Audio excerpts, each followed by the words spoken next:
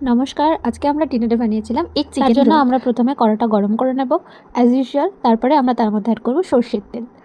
এখানে আমি প্রথমে চিকেনটা ম্যারিনেট করে রেখেছি আদা, রসুন আর কাঁচা লঙ্কার পেস্ট দিয়ে, আর সবজিগুলো কেটে রেখেছি। প্রথমে গরম তেলের মধ্যে ম্যারিনেট চিকেনটা দিয়ে দেবো।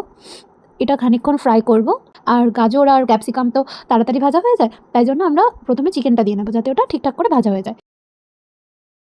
এবার আমরা অ্যাড করলাম গাজরটা, কারণ গাজর ভাজা হতে ক্যাপসিকাম আর পেঁয়াজের থেকে অনেক বেশি সময় লাগে, তাই এটা আস্তে আস্তে লো ফ্লেমে ভেজে নেব।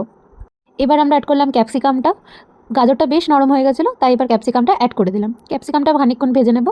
আর ক্যাপসিকামের পর এরপর অ্যাড করব আমরা কুচনো পেঁয়াজটা, কারণ ক্যাপসিকাম আর পেঁয়াজ দুটো একসঙ্গে ভাজতে বেশি সময় লাগে না, তাই এবার ওটা অ্যাড করে দিলাম। আর এর মধ্যে অ্যাড করব কাঁচা লঙ্কা কুচিও।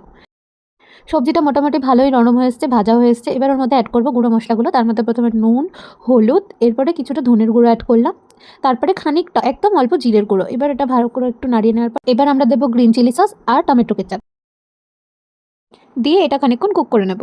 এরপরে আমরা অ্যাড করব ধনেপাতা কুচি।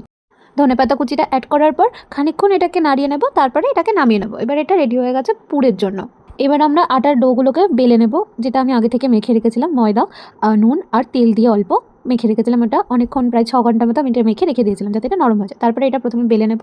আর ঠিক আমি যেভাবে বেলছি এইভাবে বেললে পরোটাটা অনেকটা ক্রিস্পি আর অনেকটা নরম হয়।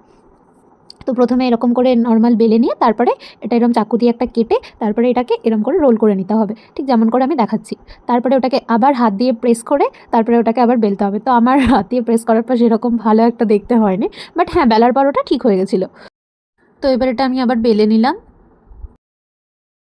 ব্যাস, এবার ওই পরোটাগুলো একা করে সেঁকে নিতে হবে পরোটার মতো। আমি এখানে ব্যবহার করেছি একটা নতুন ধরনের তাওয়া, যেটা রিসেন্টলি কেনা হয়েছে, তো এটা বেশ ভালো দেখলাম। তো পরোটাগুলো সেঁকে নেওয়ার পর প্রথমে ডিম দিলাম অল্প তেল দিয়ে, তারপরে পরোটাগুলো দিয়ে দেবো। আর তারপরে এরকম করে রোলের মতো সাজিয়ে ওর মধ্যে পুরটা দিয়ে অল্প স্যালাড কুচিয়ে আর লেবুর রস আর টমেটো কেচাপ দিয়ে দিলে রেডি আমাদের চিকেন রোল।